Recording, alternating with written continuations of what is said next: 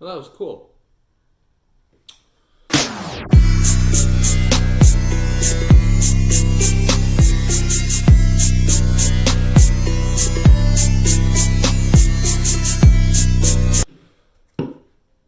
All right then.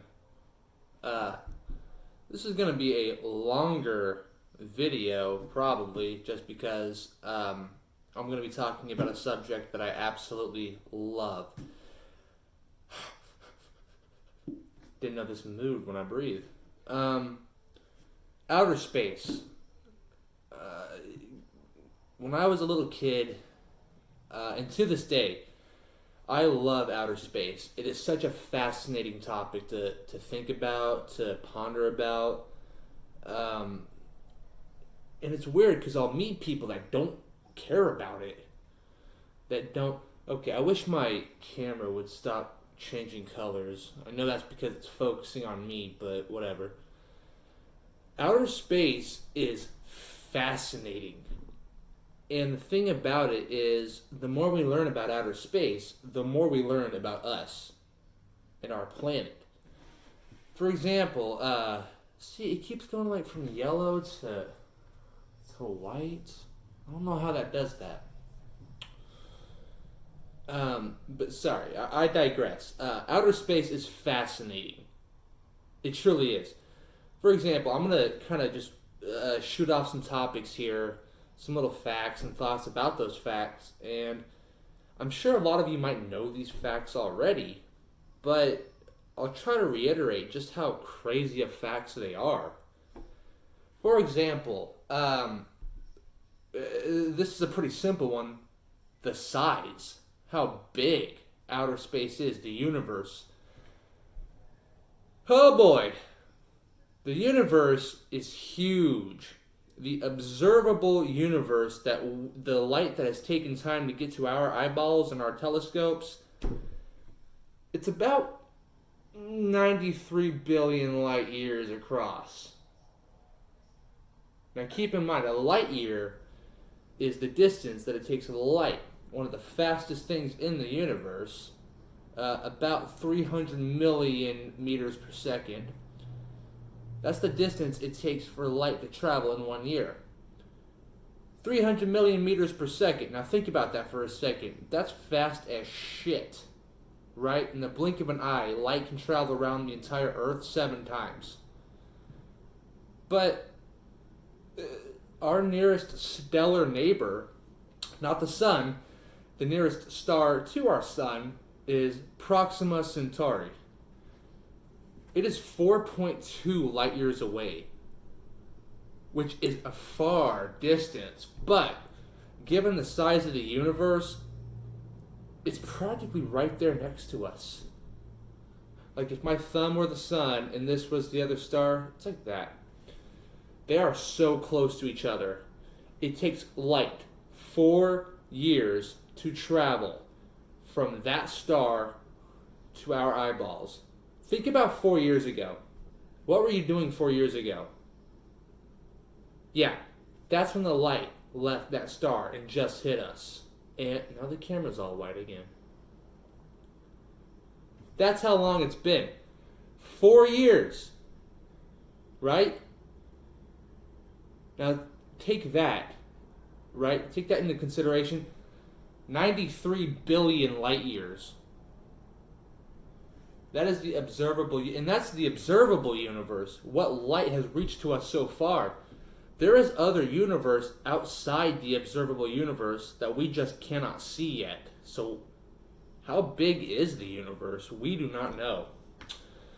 Speaking of light and the time it takes to travel, time.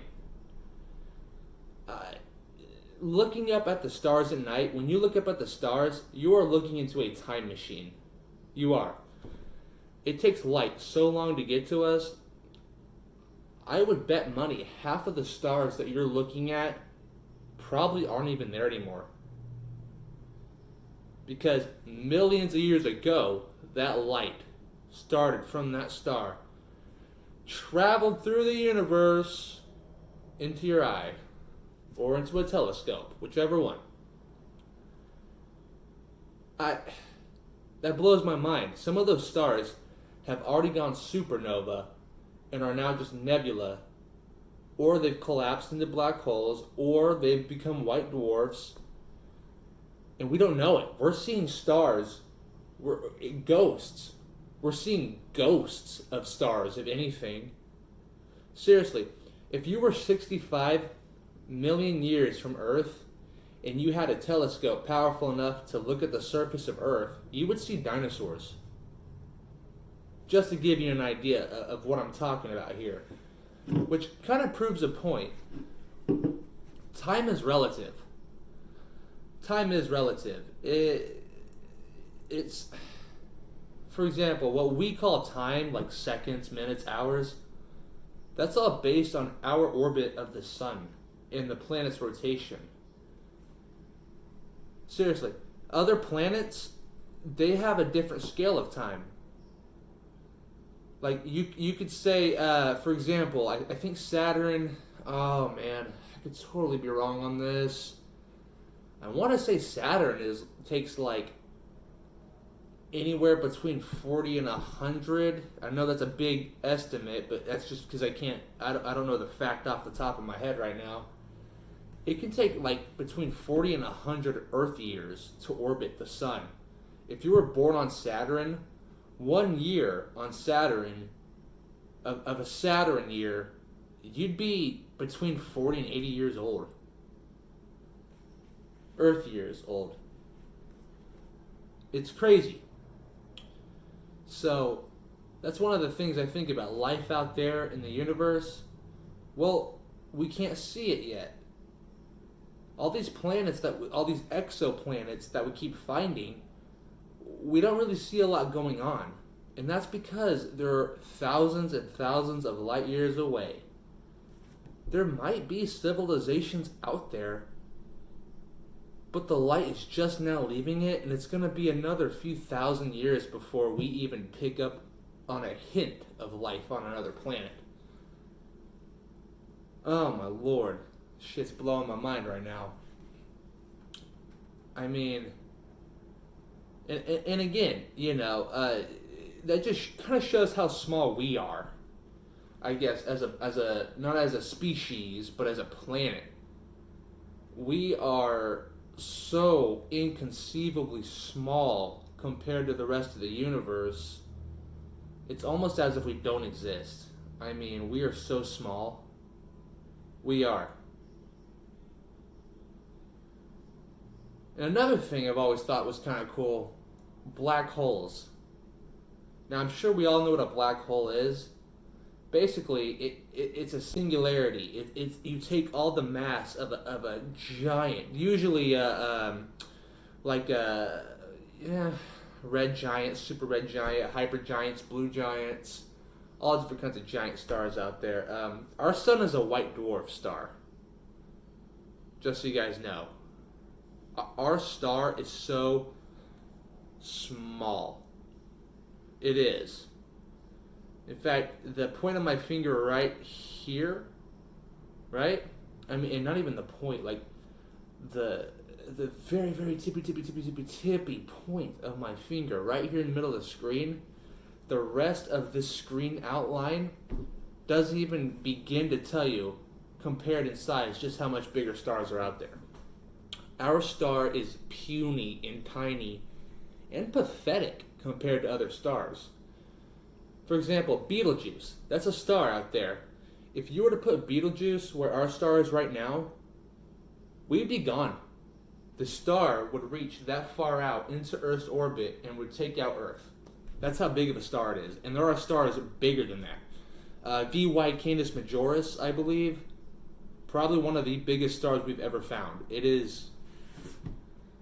I don't want to throw numbers around because I forget the exact numbers, so I don't want to misinform you. All more reason for you to go out and learn about outer space. But I want to say like 3 million of our suns can fit in that sun. It is mind-blowing. It truly is. And so when you take a star like that, so much mass, that eventually gravity is going to overtake it, right? because stars are hydrogen and helium fusing together. The star is essentially, our sun is essentially a thermonuclear bomb detonating every second. It's a nuclear weapon exploding every second. That's a good way to put it. Which gives you an appreciation for thermonuclear weapons here on Earth. But that's another video I can do. Those stars have so much mass in them that after the hydrogen and helium fuse, they become carbon. And eventually, those stars are going to run out of hydrogen and helium and be nothing but carbon. And there's going to be so much mass and so much gravity, it crushes itself to this singularity, right? To this singularity that gravity overtakes all of it. And nothing can escape, not even light. That's why they're black holes. No light escapes from them. We can't see them unless we look behind them with gravitational lensing. Black holes are fascinating. And I don't know if you know, you can go Google this right now. We just recently got a picture of one, like an actual picture of a black hole. It is fantastic to look at, and it is awe-inspiring. Which takes me to the sun. If you were to take the sun, a Schwarzschild radius, that is the term. Everything has a Schwarzschild radius. If you crush an object below its Schwarzschild radius, it will become a black hole. You and I, if a human being were to be crushed with all of its mass into the size of a nanometer, we would become a black hole. Take the Earth, crush it down to the size of a peanut, it becomes a black hole. And the sun, if you take it, crush it down to, funny enough, the size of Earth, it would become a black hole. Seriously. And if our sun did become a black hole, which it won't, that's not our sun isn't that kind of star. It won't become a black hole. But if it were to become a black hole, first of all, it would take 8 minutes for us to even see that the light went out. The star would become a black hole, and for 8 more minutes, we would still have sunlight on Earth. The orbit of the Earth wouldn't change. The gravity's still there. It would just keep orbiting this black hole. We just wouldn't have any light, and we would freeze. Become an icy planet. And suns aren't the only things out there. Galaxies. Oh my, do not get me fucking started on galaxies. Billions of galaxies. And Carl Sagan practically coined the term billions. Billions. The way he said it. Carl Sagan, rest in peace, man. There are so many galaxies out there, and each galaxy has anywhere between 500 million and 5 billion stars in them.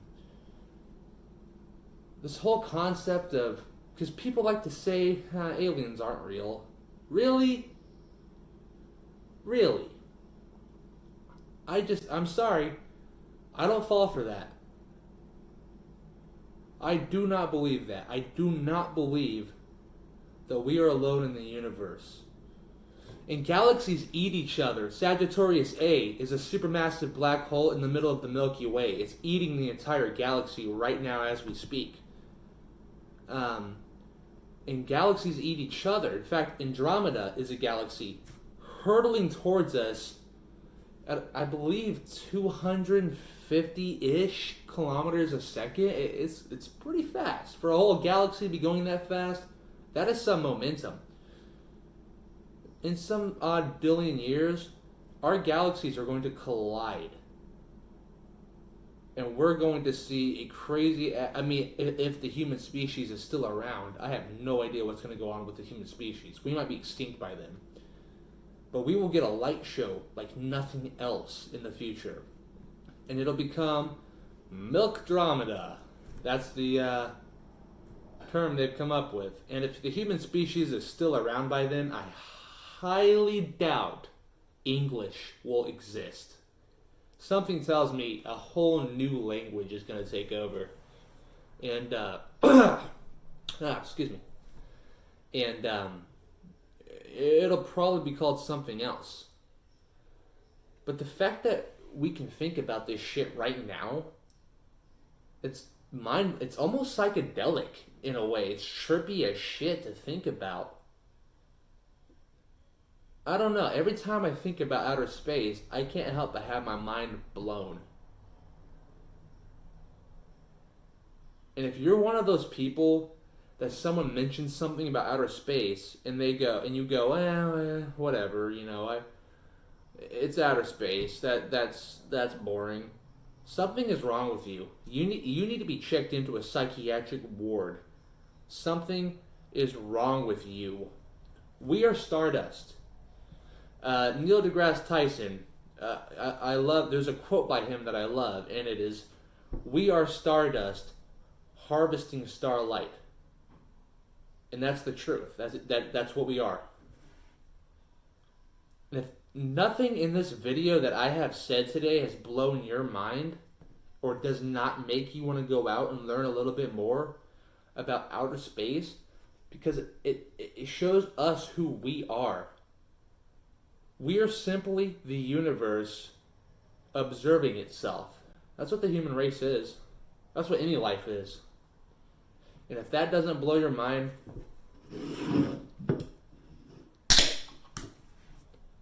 fuck you. Go learn about space. Seriously, go learn about space.